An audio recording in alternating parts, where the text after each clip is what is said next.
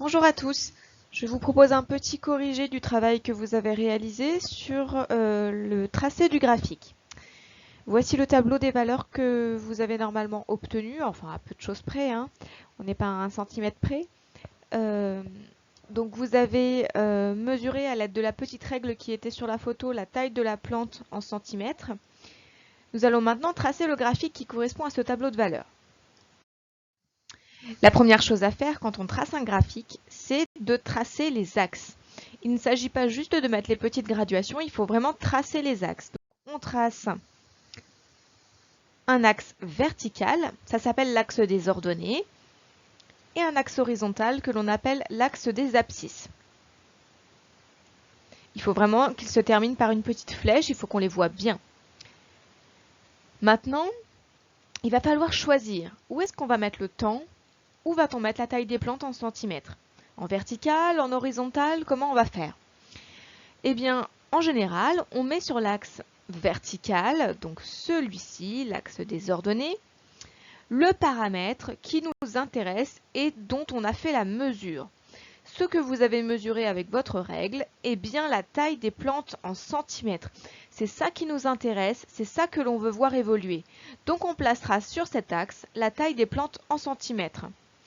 Sur cet axe-là, on placera le temps en jours. Le plus souvent, sur l'axe des abscisses, on place le temps. N'oubliez pas de bien noter les titres des axes, donc la taille de la plante en centimètres, et ici, le temps en jours.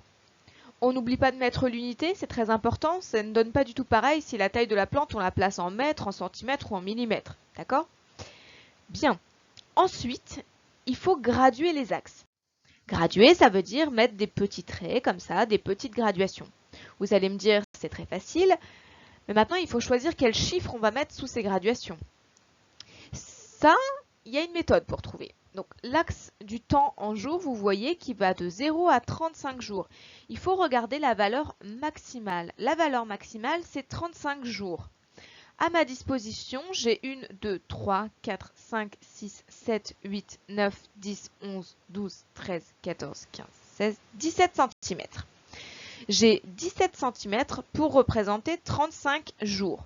Vous voyez bien que du coup, on ne peut pas faire 1 cm pour un jour, sinon ça ne rentrera pas.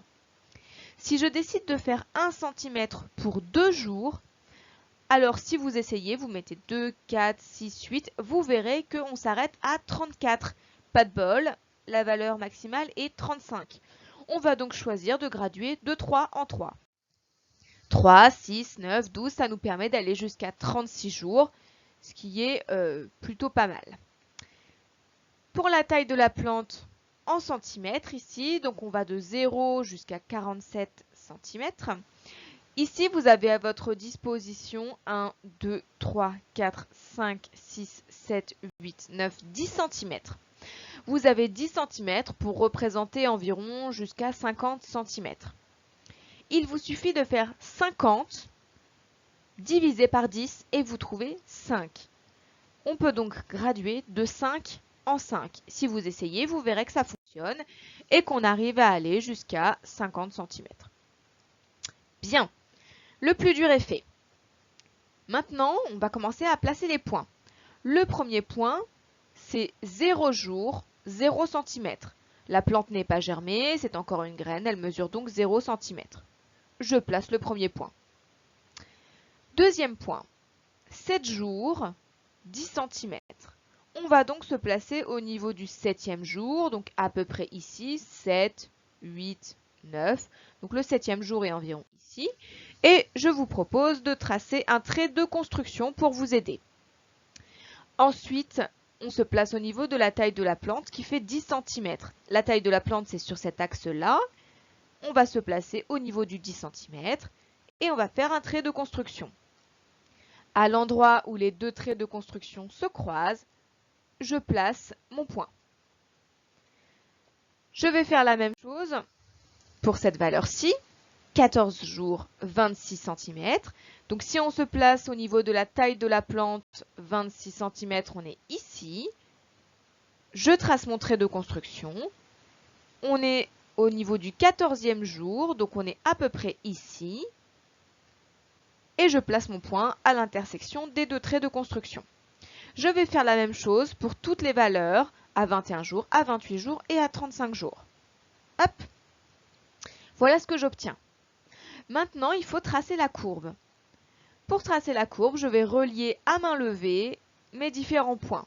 Si vous n'arrivez pas à faire une courbe propre en reliant à main levée, vous pouvez tracer un trait à la règle entre les différents points.